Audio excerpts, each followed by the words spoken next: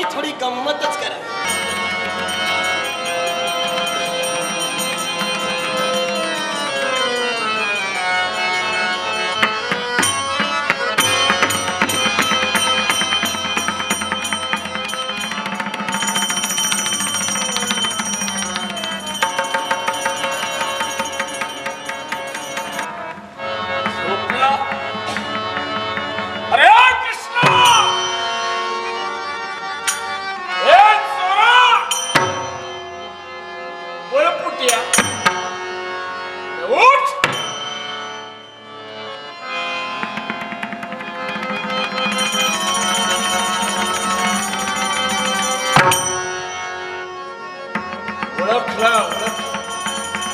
ओळखण्याचं एक चिन्ह,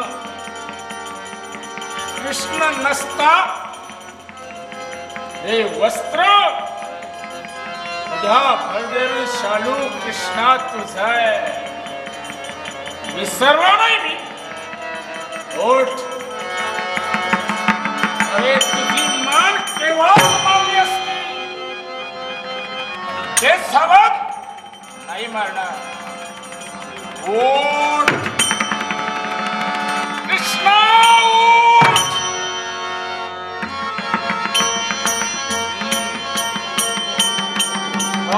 जसा झोपलेला कृष्ण या कृष्णाला कायमचा झोपण्यासाठी काळीमणी खाणाय. अर्थात माझ्या वैर्या कृष्णा, अरे तुझी निद्रा ही शेवटची निद्रा आता या स्त्री काळीमणाचा प्रताप करायचा असेल.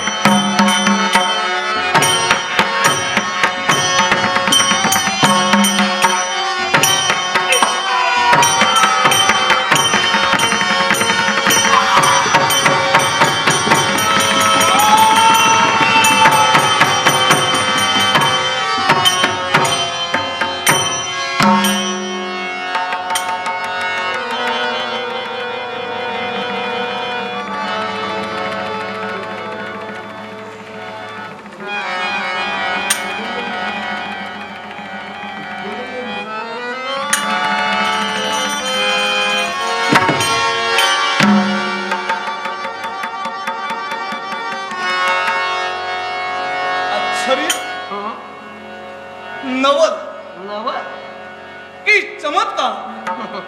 नाही नाही, मला तर हा साक्षात्कार वाटू लागला. हे काय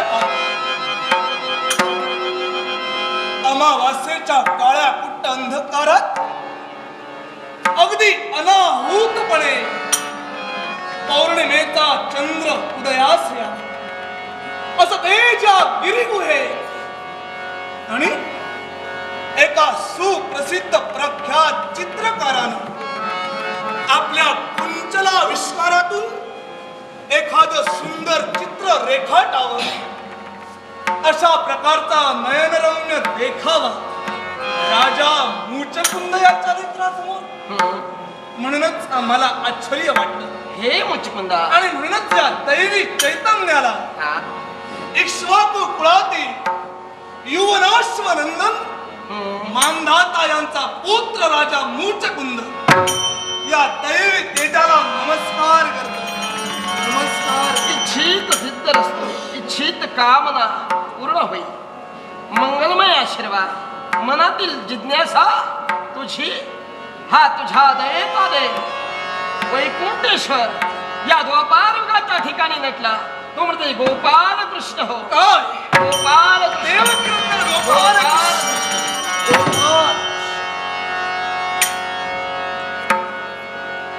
देवा, तुझे चरण स्पर्श आम्ही केले, पण क्षणभर सर्वांगावरती रोमांच उभा राहिला.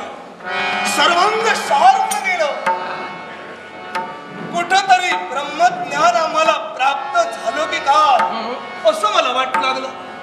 कारण देवा, ओळखलं मी तुला, तुझं स्वरूप मी ओळखले. अरे तू कोण आहेस? तू कोणी सामान्य नाहीस, तर तू असामान्य आहे. मी अशा देवासमोर उभा आहे की जो देव प्रथमतः कारागृही गेला तदनंतर चोरी केली, हा इतरत्र बालक जन्माला येतात ती रडत रडत हो, पण तू जन्माला आलास अगदी हास्य मुखानं. वाव एवढंच नव्हे, श्रावण वद्य अष्टमीच्या दिवशी त्याचा जन्म झाला. हा वसुदेव देवकीचा कुसवा तू धन्य केलास. ए भाई नंद यशोदेची इच्छा पूर्ण करण्यासाठी अगदी बालवयीस तू गोकुळी रवाना झालास. हा हे माझ्या देवा, अरे गुडघ्यावर खेळण्याच्या वयात अनेक राक्षसांचा तू शेवट केलास, ज्याला कृष्ण लीला म्हटलं गेलं. आणि हीच कृष्ण लीला हा जगविख्यात आहे. त्याच कृष्ण लीलेनं अगासुर, बगासुर, धेनुकासुर, प्रगल्भासुर, शकटासुर, विकटासुर, केशी आणि तृणावर्त यासारख्या दैत्यांना त्यानं जे रिसाणलं, कौस, चाणूर यांचं मर्दन केलंस, पुतनेचा शेवट केलास. तेव्हा एवढंच कशाला, तर गोवर्धन पर्वत करंगळीवर धारण करून अखिल गोकुळ वासियांचं संरक्षण तुझ्याकरवी घडलं गेलं. देवा, 16,108 बायका भोगून सुद्धा तू ब्रह्मचारी राहिला आणि पूर्ण ब्रह्म सनातन म्हणून जगविख्यात झालास. अशा माझ्या दयेच्या देवा, वसुदेव सूतम देवम कौस चाणूर मर्दनम देवकी परमानंदम कृष्णम वंदे जगद्गुरु. अरे हे हो. कृष्ण करुणा सिंधू दीनबंधो जगतपते गोपेश गोपिका कांतम राधा कांतम नमोस्तुते. वा वा. कृष्णाय वासुदेवाय हरये परमात्मने प्रणत क्लेश नाशस्य गोविंदाय नमो नमः. नमो नमः. अरे किती स्तुती करशील. अरे किती म्हणू. अरे पण देवा, कित्येक कालावधी या गिरी गुहेत मी विश्रांती घेत होतो, कारण अमरेशांनी मला वरदान दिलं होतं. तुझी विश्रांती पूर्ण झाली. तेव्हा मान्य मला आणि विष्णू लोकात तू साक्षात येणार आहेस आणि तुझा उद्धार होणार आहे. काय? विष्णू लोकात मध्ये माझ्या तरीने तुझा उद्धार होणार आहे. म्हणजे देवा, जा या माझ्या आत्मारूपी परमेश्वर तू अवतीर्ण झालेला आहेस, पूर्णपणे. कारण तुझ्या मुखातील ते शब्द आहे तेव्हा अजूनही मला आठवत आहे. तूच म्हणाला होतास, न जायते म्रियते वा कदाचिन्नाय भूत्वा भविता वान भूयाः ए भाई अजो नित्या शाश्वतोयम पुराण न हन्यते हन्यमाने शरीरे. कित्येक कालावधी मी या पृथ्वी तळावर असलो तरी माझा आत्मारूपी परमेश्वर म्हणजे तू आहेस. अरे त्या आत्म्याला कोणी मारू शकत नाही, मुळीच नाही. त्याचा कधी जन्म होत नाही, ए भाई त्याचा नाही. जन्म कधी होणार नाही. आणि म्हणून देवा, प्रार्थना आहे माझी, प्रार्थना एकच प्रार्थना आहे. कोण ती? तूच म्हणाला होतास ना, अनन्या चिंतयन्त्यो माये जना पर्युपासते वा वा. तेषा नित्याभियुक्ताना योगक्षेम वहाम्यहं. तेव्हा जे तुझे भक्त अनन्य भावाने तुझं चिंतन करतायत, जे तुझे भक्त अनन्य भावाने तुझी उपासना करतायत, त्यांचा योगक्षेम तू चालविणार आहेस. पण माझा योगक्षेम देवा तुला चालवायचा आहे. नक्की. आणि निश्चित राहा. ही माझी भक्ती मी ती जबाबदारी तुला दिली. ती पार पाडण्यासाठी हर्षभरीत बदलवलं जा म्हणतोय. म्हणजे देवा, याच्या पुढे मी काय करायला? बद्रिकाश्रमी तप करायला हवं काय? आणि त्यातही तुला विष्णुलोक प्राप्त होणार आहे. पुन्हा त्यातही भक्ती? तुला मोक्ष मिळणार आहे. पुन्हा भक्ती? तेव्हा माझं भाग्य आहे, का म्हणतो? कारण श्रवणम कीर्तनम विष्णू स्मरणम पादसेवनम अर्चनम वंदनम दास्यम साख्यमात्म निवेदनम या नवविधा भक्तीची सांगड घालून मी तुझी भक्ती करणार आहे. तुझी मार्ग प्रतीक्षा मी करणार आहे. पण देवा, एकच प्रार्थना आहे. प्रार्थना हे वेदांत वेद्य यज्ञेशः पुराण पुरुषा रुक्मिणी रमणा अप्रमेय पराक्रमा. देवा, तुझी या सत्तेने तुझे गुण गाऊ, जेणे सुखे राहू सर्व काळ. तूच श्रोता, तूच वक्ता देवा, ज्ञानासे अंजन सर्व होणे जाणे देवा तुझी हाती, तुझी हाती. बरं. देवा तुझ्या कृपेचा आशीर्वाद सदैव माझ्या कृष्ण हे काय सदैव माझ्या कृष्ण. आमची काही कर्तव्य आहे, आम्हालाही संसार आहे आणि म्हणूनच ती आमची इच्छा पूर्ण व्हावी या जिज्ञासेनं क्षणार्धात या एकांताचा त्याग करून तिथपर्यंत जाणं योग्य आहे.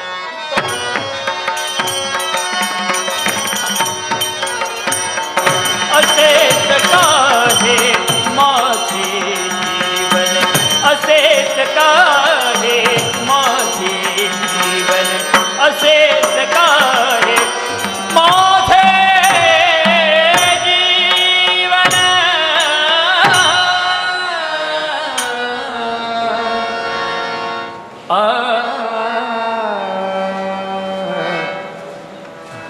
माणूस असतो आशेचा पुजारी, कल्पनेच्या पंखाने विहारत असतो तो भविष्य काळ, मशगूल होतो सार काही ज्या ब्राह्मण घराण्यात माझा जन्म झाला, तरुणाच्या उंबरठ्यावर उभी होते. आई बाबांची घरची परिस्थिती फार गरीब होती. अशा या घरच्या परिस्थितीला सुद्धा तोंड देत देत लहानाची मोठी माझ्या आई बाबांनी मला केली खरी. पण देवा कधी खचून गेले नाही. तारुण्याच्या उंबरठ्यावर उभी असताना माझ्या आई बाबांनी सुदाम ब्राह्मणांशी माझं लग्न केलं. लग्नानंतर सुद्धा सुदाम ब्राह्मणांची घरची परिस्थिती फार गरीब होती. पण माझ्या आईने लग्नाच्या वेळी पाठीवरून ममतेचा हात फिरवून मला सांगितलं, बाळ, परिस्थिती जरी गरीब असली तरी सुद्धा गरिबीला कंटाळलीस तरी सुद्धा संसाराला कधी कंटाळू नकोस. नशिबाने तुझ्या जीवनात जो पती परमेश्वर लाभलाय त्या पतीलाच साक्षात परमेश्वर मान आणि त्याची जीवाप्रमाणे सेवा कर. लक्ष्मीच्या रूपाने लक्ष्मीच्या पावलाने त्यांच्या जीवनात एक सुखाचं फूल फुलण्यासाठी उराशी मोठी स्वप्न बाळगून सुखाचा संसार थाटण्याची अपेक्षा मी त्यांच्या जीवनात एक सुखाचं फूल फुलण्यासाठी तत्पर झाले. दोन अपत्यांची आई झाली. पण पहा रे देवा, माझ्या या घरची परिस्थिती पहा. माझी दोन लेकरं, आई मला भूक लागली म्हणून रडू लागली आणि शांत झोपी गेली. गेली 4 दिवस झाले घरात चूल कशी पेटली जाते हे या गंगूला माहिती नाही. पण अशा या परिस्थितीला मी कधीही कंटाळले. माझे पती परमेश्वर राब राबतायत खरे, पण एकाएकी या गावात पडलेल्या दुष्काळामुळे त्यांचा सुद्धा नाविलाज झालाय रे. 2 मुलांचं संगोपन करण्याची सर्वस्व जबाबदारी माझ्यावर आली आहे. पण देवा, लग्न झाल्यापासून एकसारखी टाय टाय रडते रे देवा, टाय टाय.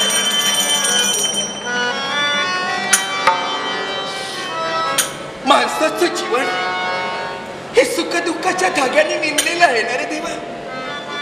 हो, पण माझ्या जीवनात तर सुखाचा धागा तो विणायलाच विसरलाय. बोरणात कशी तरी समजूत घालून त्यांना झोपविलाय, पण माझ्या मुलांच्या मुखातून निघणारी शब्द, आई बाबा आले ना की मला लवकरात लवकर उठावं. आज बाबा नक्कीच काहीतरी घेऊन येतील. होय, त्याच एका अपेक्षेने मी वाट पाहते. पण देवा, दैवाचा दिलास तिका माणसाचा नावी